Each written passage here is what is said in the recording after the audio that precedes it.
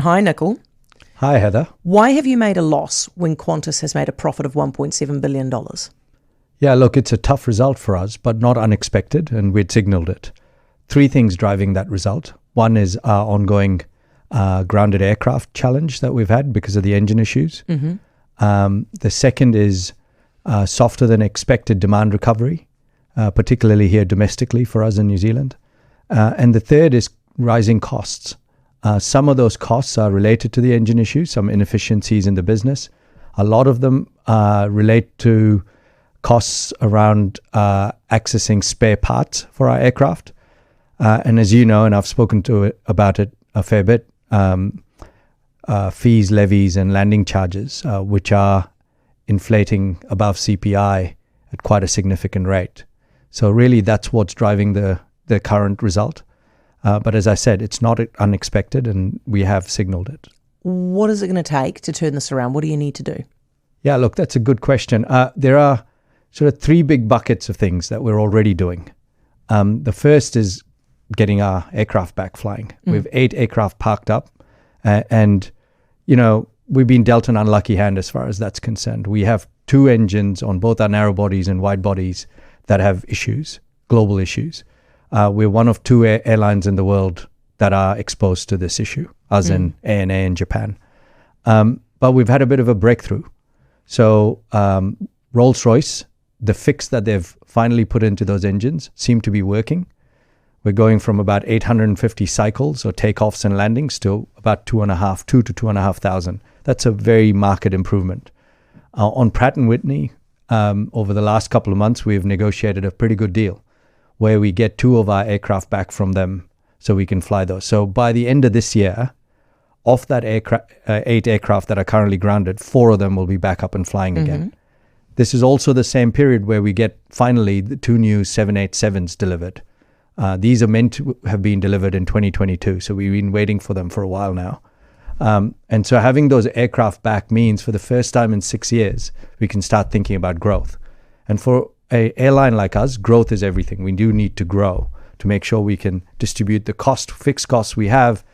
We can put more capacity. We can go to new places. So that's... Is that the first one? That's the first. What are the 2 other buckets?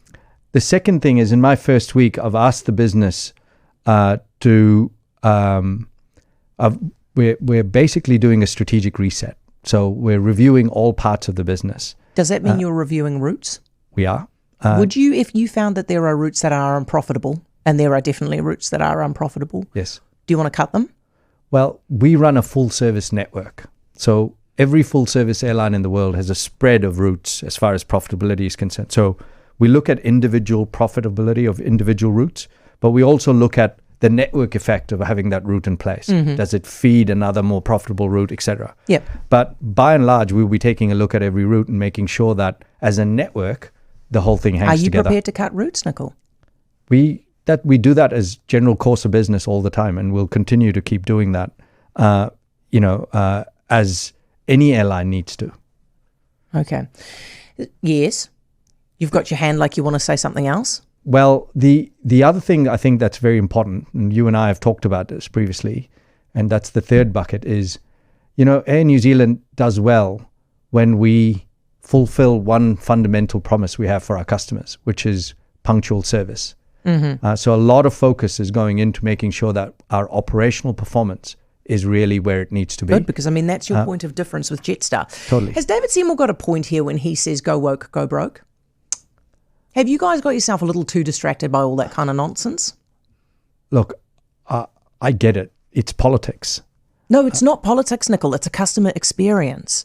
The customer experience is that you go into the Koru Club, and this sounds petty, but it's important. You can't even take a paper cup with your coffee. You're in a rush. You can't even take the paper cup with your coffee onto a plane where they give you another paper cup on a plane. Right? And this is about the environment. That kind of stuff, because what happens there is it reduces the premium offering that you've got, which means by eventually the Koru Club doesn't matter, you just start flying Jetstar, right? Has that kind of stuff tripped you up? Worrying about an electric plane, you've been trialling it, you don't even know how to deploy it in your fleet. Worrying about sustainable aviation fuel all the time, which is miles more expensive than what you're paying for general fuel. Is all of this stuff tripping you guys up when you should just be focusing on flying the existing planes? No, it's not distracting us. I know from the outside it might look like it might be distracting us, I can assure you, as the CEO of the company, it is far from distracting us. I think the point you make around getting back to the fundamentals of the business is a very important point. As far as our customer experience is concerned, knowing the key customer segments that we serve and making sure that our offering is aligned to them is very important.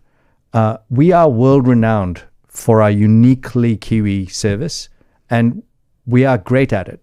But that's not something we can take for granted. So a lot of our focus in this next phase is going into how do we refresh our service proposition? Do we have the right product on board?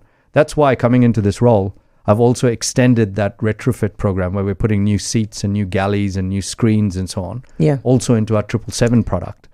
Because on the wide body fleet, having a world-class product on board our aircraft is mission critical. Yeah, stuff that works and isn't broken, which is what people are complaining about. Okay, so if you're doing all the stuff that's going to turn it around, does this mean it'll be a profit next year? The road to profitability is one where you will see huge improvement in business performance next year. But really what we're aiming to get to is anywhere between 6 to 8% EBIT margin, right? So this doesn't sound like it's a profit next year. When is your goal for a profit?